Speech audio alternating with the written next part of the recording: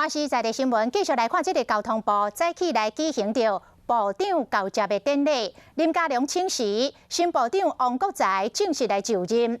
这个新官就任是3把火，王国材来讲出着8大项的工作重点，向代替工会来化为要来改革。已经空3个月代替局的局长，王国材讲已经有人选了。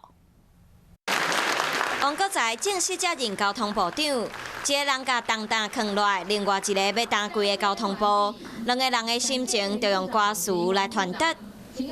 咱若有代志，互相来扶持，因为你是我的兄弟。因为你是我的兄弟。林佳龙讲离开交通部了，大家也是好兄弟，不过王国材咧。 现在开始，我可能每天都要唱《秋鸟》这样。用红怪客鸟仔来形容，王国材接交通部长，就先处理已经3个月无人做的代替局长，伊嘛已经有目标人选。